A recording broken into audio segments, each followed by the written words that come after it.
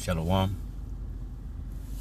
First, I want to give all praise, honor, and glory unto Yahweh, Bahashem, Yahweh Shai, Bahashem, HaKadosh. Double honors to the apostles, bishops, and elders of Great Millstone from whom I learned this truth. And Shalom to the 144,000 elect. I am Mayakala.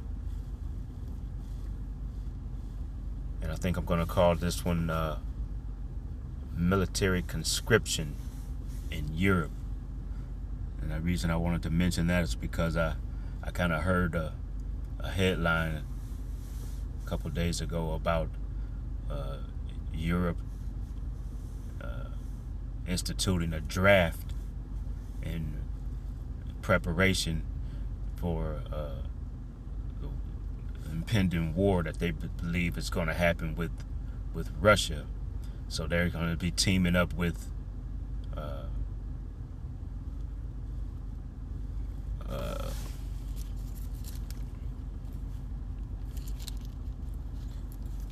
the Ukraine at this point, I guess, in an effort to help and aid the Ukrainians fight against Russia. And we keep hearing about how President Trump is supposed to be having a peace plan for the two sides, Russians and Ukrainians, to agree upon. But we've been hearing about this peace plan for a long time. But we also keep hearing about how Europe is ramping up their efforts to send over troops in an effort to keep this war going. So while supposedly President Trump is trying to bring it to an end, we see that the leaders in Europe are trying to make sure that they escalate this thing. And of course, I want to see it escalate as well, because I want to see I want the day of the Lord to come about, because we know that once this war escalates and the United States becomes involved in it, that it possibly could move very quickly to a nuclear war. All right, and then with the possibility of that nuclear war happening and being, we know that it is going to happen, because we know that it is written. But we want to see, or I'm anxious for this war to get ramped up, and for the effort to hasten, because we know it's going to bring in the day of the Lord, because the Lord is also going to become involved in this. The Lord is also going to, after these nuclear weapons have been fired, the Lord is also going to come and destroy this place. All right, He's going to come on His chariots. He's going to have his weaponry that He will use in order to make sure that America burns. All right. I have a scripture that I wanted to read, and then I have since I had been hearing about on the news how Russia is trying to ramp up their efforts to draft people into their military. A lot of times, just seeing the headlines and seeing and hearing what's going on in the news, then they're not really being honest about what's really going on, because they want to keep telling us that Ukraine is really got Russia on their heels, and they're telling us that this thing is more of a effort on Ukrainians' part. Or they're really hanging in there. They're really staying with Russia as far as the fighting is concerned. But in all actuality, that's not true. Russia is really in control of this thing. If Russia wasn't in control of this thing, you wouldn't have other countries such as Europe in Europe wanting to go and be involved in this thing. So I just wanted to take a look at the article and just see what's being said in this article. And this won't be very long. I only have a couple verses that I wanted to bring out. The first verse that I wanted to bring out is in the book of Revelation, chapter 11, in verse 14. It says, "The second woe is past, and behold, the third woe cometh quickly." And I wanted to take a look at this word woe so we can really see what's being said here.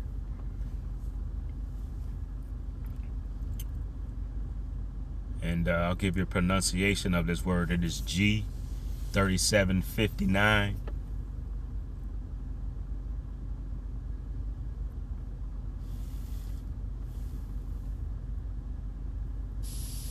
Strong's G3759. Uai. Uai. All right, and it just simply says under the Bible usage, it says alas, it says woe. It says under the Strong's definition, primary exclamation of grief. All right, and this what's really being said is this word woe is referring to destruction, and with it also talking about referring to destruction, it says the second woe is past, and behold, the third woe cometh quickly. So what happens when two countries go to war? That's what they're trying to do to one another. They're trying to bring about destruction. They're trying to destroy one another. All right, so that's what this woe is referring to, and it's telling us that this second woe has passed, because we've already had World War I, we've already had World War II. It says, and behold, the third woe cometh quickly. And that's what's going on right now. We're seeing the beginnings of the Third World War that is about to take place, all right? We see there's other skirmishes going on in various other areas in the world, all right? We see Israel and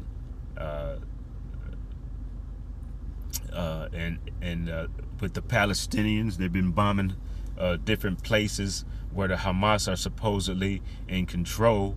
They've been also, because it's been very quiet on the news, Israel has been going back and forth and letting off missiles with Iran, all right? And it's been going back and forth, but we're not really hearing a whole lot of this in the news, because the media is not really telling us letting us know what's going on, all right? And like I said, I just had a quick article that I wanted to take a look at and read a little bit of it. And I also made reference to that word. It says military. I was going to call this military conscription in Europe, and I wanted to take a look at that word conscription, all right, because it's really just a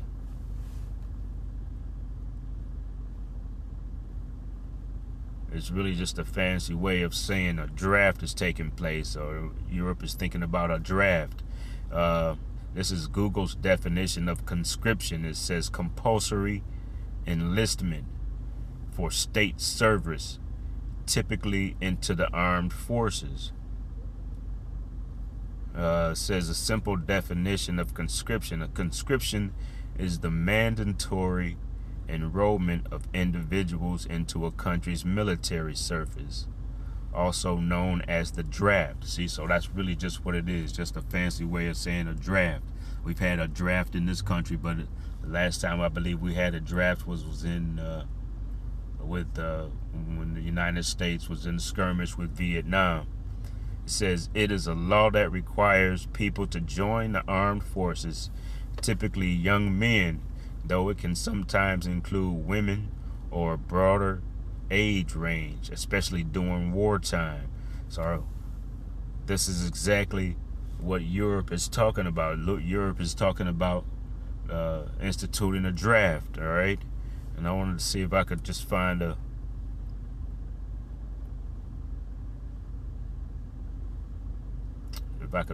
article that'll give us a little bit more information.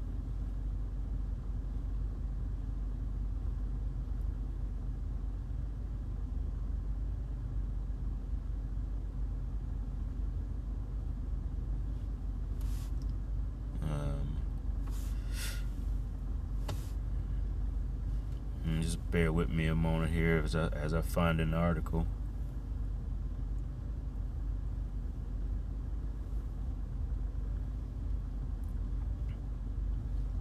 All right, this is an article that was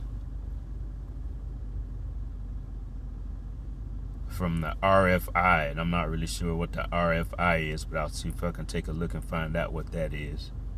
But it says, the headline says military service. It says, what does conscription look like across Europe?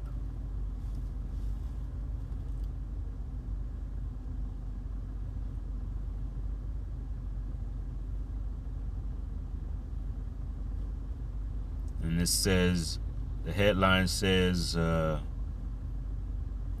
military service. It says, what does conscription look like across Europe? It says, faced with mounting security challenges, many European countries have reinstated military service or are considering doing so. It says the debate has been particularly heated in France, which on Thursday, and this would have been last Thursday, announced the return of a voluntary youth military service. It says the war in Ukraine following the Russian invasion in 2022, instability in the Middle East, and uncertainty surrounding the level of United States involvement in the event of the conflict have seen discussions over strengthening military capabilities arise across Europe in terms of manpower as well as weaponry. It says many countries in Europe are introducing national service. France's chief of the defense staff, Fabien Mandon, said last week before President Emmanuel Macron on Thursday outlined his plans for the establishment of voluntary youth military service. So now they're using this word voluntary. It says at a time when all our European allies are making progress in the face of a threat that affects us all, France cannot remain idle. So it's looking like France wants to get involved. Since other countries in Europe are talking about sending troops. It says France cannot remain idle, Macron said at the launch of the program set to begin by the middle of next year. All right, and it says under the historical context, it says history is the starting point to understanding military service models, according to Stephanie Arden-Rousseau, historian at the School for Advanced Studies in Social Science. And I didn't really want to go into all that. It says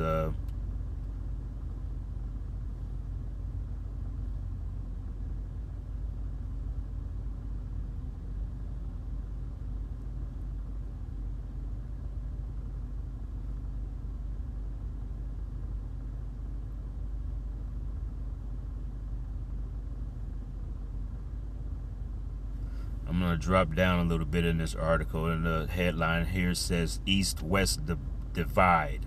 It says there is a notable difference in approach between Eastern and Western Europe, directly linked to the perception of threat, according to Arden-Rousseau. In Finland or Eastern Europe, which are much more exposed to the Russian threat, the idea of national defense remains extremely strong. In Western Europe, we believe that the war could never concern us again, thinking we had fulfilled the old dream of the 19th century pacifists. Says he added that a lack of existing infrastructure and personnel would make it difficult to mobilize entire age groups. Today, the idea that a country's youth could be obligated to defend the homeland and to die for it seems dead, or at least unacceptable.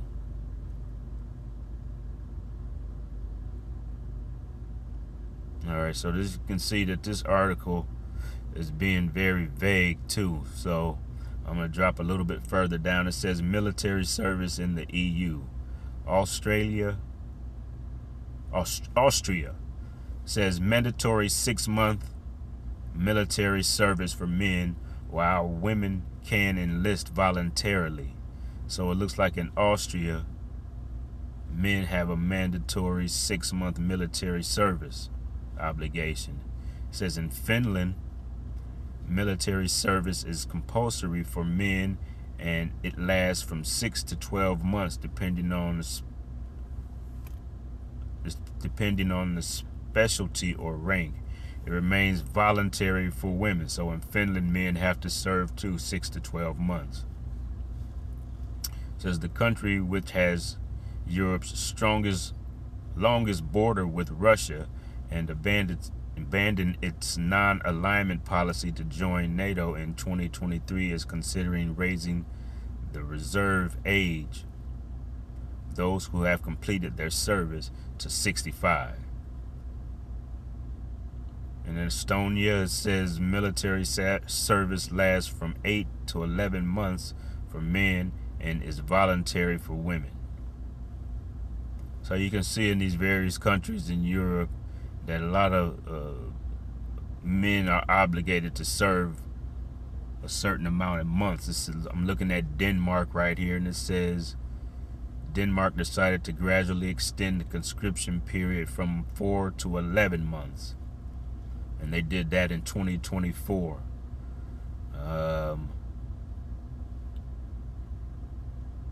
Greece says Greece has always maintained mandatory conscription of 9 to 12 months for men. A draft law proposes opening up a 12-month voluntary service to women who until now could only serve as career soldiers. All right, and they go on to tell you what the military obligations are for men in various other countries in Europe. But I'm going to stop reading in this because it's not being it's not really telling. I mean, it's telling us the various countries what their obligation is, but it's looking like these are normal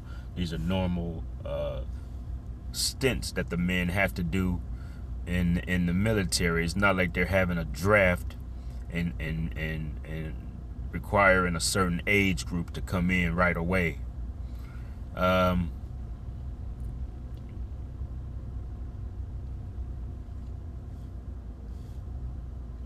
And just as I touched on too earlier, President Trump he wants to be the peacemaker. He wants to be known as the peacemaker, and as he put it, he's already put an end to, I believe he said, 8 wars. All right, he always says that, but he never really names what these 8 wars are that he put an end to. All right, he wanted to get his bid in for the Nobel Peace Prize, but that committee just passed him by and gave that Peace Prize, I believe, to a woman in Venezuela. All right, so I'm gonna leave that article there, but you are hearing a lot of talk about peace, and you're hearing a lot of talk of that peace being associated with President Trump. They want to call him the peace president, but only thing that I see is this man is making efforts to start wars in various places, like I believe he has a country over in Africa that he's making beginning to have a war talk about, and also in Venezuela we see that he's got troops down there as well, and other agencies that's in Venezuela. But I just wanted to bring out another verse since that we're hearing this word peace being thrown around.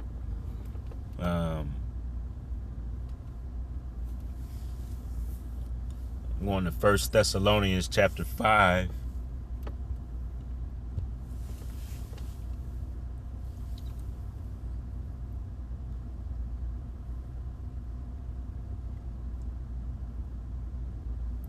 In verse 2 it says, "For yourselves know perfectly that the day of the Lord so cometh as a thief in the night." So we can recognize the signs, and we can recognize the things that are leading up to the day of the Lord's return. All right, and we know what we can expect before the day of the Lord is his return. All right, we know that we can expect Jacob's trouble, which we're seeing the beginnings of.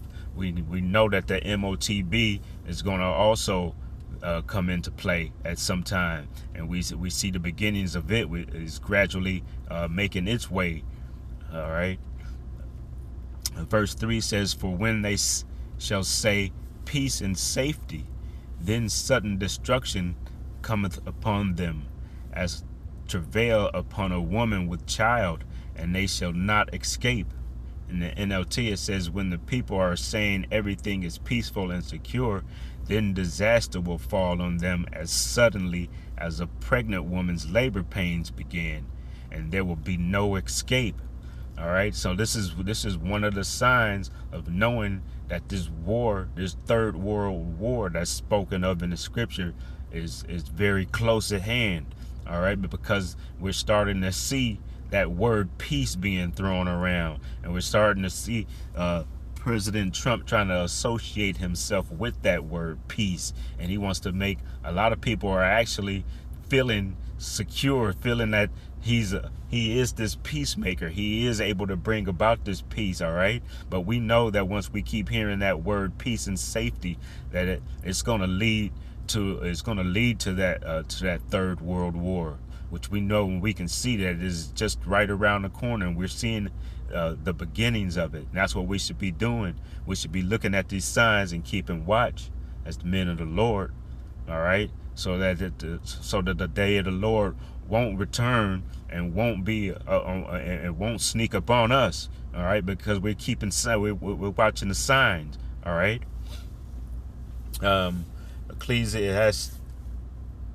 Let's see.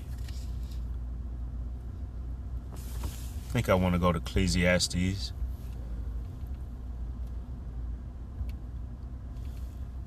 And chapter 9 and verse 12.